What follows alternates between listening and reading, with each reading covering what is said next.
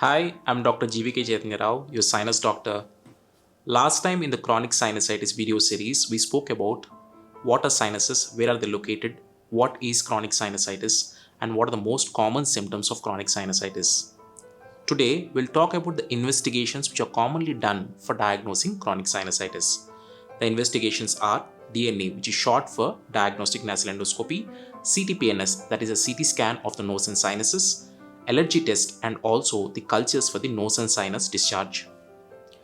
Today in this video, we'll focus only on the DNA. We'll talk about what is this diagnostic nasal endoscopy, what are the steps involved in the diagnostic nasal endoscopy, how should you prepare for it, what are the common concerns my patients express during diagnostic nasal endoscopy, and I'll address them, and also some of the common complications after diagnostic nasal endoscopy.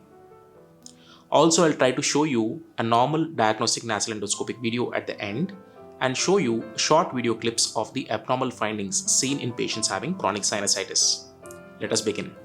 So, what is DNE or diagnostic nasal endoscopy? Diagnostic nasal endoscopy is nothing but endoscopic examination of the interior of the nose. Contrary to our beliefs that nose is just what we see on the outside, nose is a very deep and vast organ extending all the way from the front of the face to the back of the face just above the throat. So it is impossible to examine the interior of the nose using a headlight. So that is the reason we have to do the diagnostic nasal endoscopy to examine the entirety of the interior of the nose. What are the common steps which we do during diagnostic nasal endoscopy? First, you have to remember that DNA is a very short and painless procedure. So 10 to 15 minutes before the diagnostic nasal endoscopy, we spray a numbing solution onto the interior of the nose.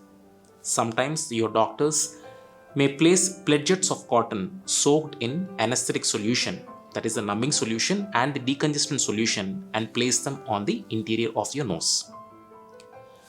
So once this is placed, you may feel a small sting, but this is only going to last for a few minutes and your nose will start getting numbed.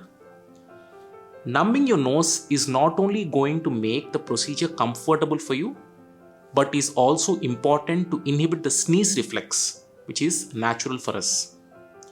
The decongestant solution shrinks the tissue within the nose and helps in easy movement of the endoscope during the DNE, which helps in visualization of all the structures comfortably for the doctor and also helps in complete and deep examination of the interior of the nose. DNE is usually done with a patient sitting or with the patient sleeping on the couch. The doctor may use a rigid endoscope or a flexible endoscope, both of which are equally effective. Once your doctor confirms that the numbing of your interior of your nose is complete, he will proceed with the diagnostic nasal endoscopy. He'll pass the endoscope from the front of the nose all the way to the back of your nose on both the sides, and he'll examine the septum, that is the central partition which divides the right from the left nose, the turbinates, that is the swellings within the nose, and also the sinus drainage pathways. So how can you prepare for the diagnostic nasal endoscopy? There is no special preparation required from your end. You can simply walk into the hospital to get the procedure done. There is no need to stay NBM, that is nil by mouth. So you can consume your food and liquids as usual before you come for the diagnostic nasal endoscopy. If you are a diabetic, if you are a hypertensive or a hypothyroid patient, you can take your daily medication as usual before coming for the DNE. But if you are a heart patient who is taking blood thinners like clopidogrel or ecosprin, you have to stop these medications at least 48 hours before the procedure.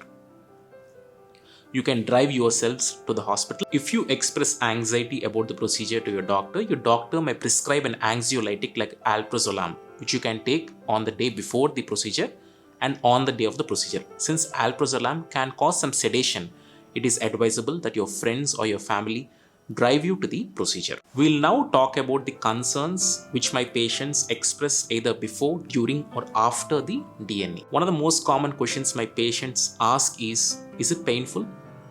No, it is not. I have done DNEs even for kids as young as about 10 years of age, and they seem to tolerate it well. How long does it take? The DNE procedure takes anywhere between 15 to 20 minutes, and your stay in the hospital should not exceed an hour. Can they drive back to work? Can they do their functions normally after the DNE? Yes. You can drive yourself back to work or home and get back to whatever work you're doing. What are the pre-procedural instructions I have to follow? Like I have told you already, there is no special precautions you need to take before the procedure. If you are a diabetic, hypertensive, or hypothyroid patient, you need to take your regular medications. If you are a heart patient taking blood thinners, you have to stop them at least 48 hours before the procedure. And my patients ask what are the precautions they have to take after the procedure. Again, like I told you, you can simply drive yourself back to work once the procedure is finished. For some patients, the numbing solution which you spray onto the interior of the nose trickles back into the throat and the tongue. This numbs the throat and the tongue also. This causes loss of perception of swallowing. You can swallow, but you cannot perceive it. So you need not get tensed about it. This is only going to last maybe half an hour to 45 minutes. And you'll regain your sense of swallowing. So it is advised that you don't consume any liquids or food in the half an hour to 45 minutes when the numbing lasts. What are the complications seen with DNE? DNE is a very safe procedure. Being a tertiary center like ours, where we operate on a high volume of nose and sinus patients, we ourselves see these complications as rarely as maybe one episode in 1 or 2 years. First common thing we see is the allergic reaction. See, some patients develop allergic response to the numbing solution we spray into the nose.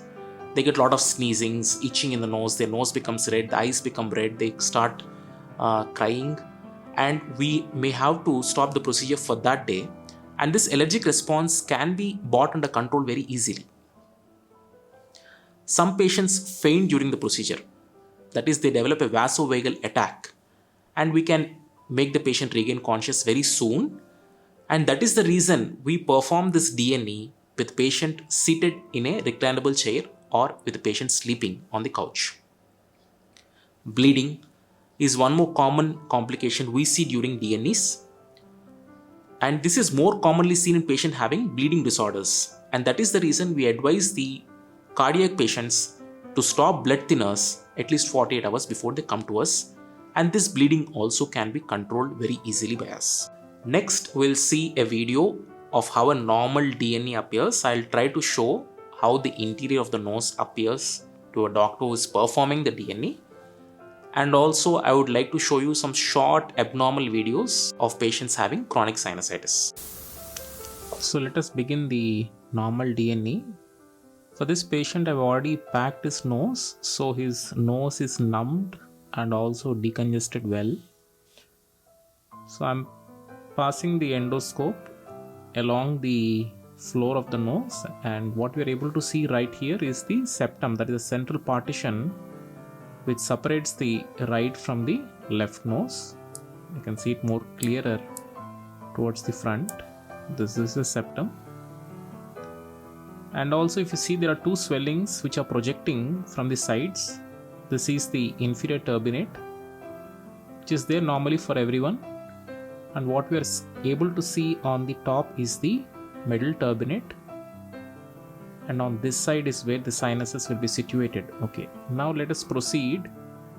Now I'm passing the endoscope along the floor of the nose, and now we are in the area of the nasopharynx, that is the part just behind the nose. We are able to see the eustachian tube on the right side, and this is the nasopharynx. This is where the adenoids are located. I'll just peek into the eustachian tube. It looks fine. And now I am passing my endoscope below the inferior turbinate. I advise you to watch this part of the video at 1.5 times the speed. I'm just trying to educate you as much as possible. And over here is where the tear duct is opening. You can see the tears flowing when I'm pressing in front of the eye.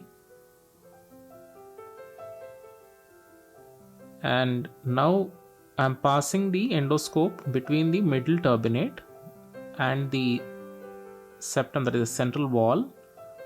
And once I look a little up, I'm able to see a small opening here.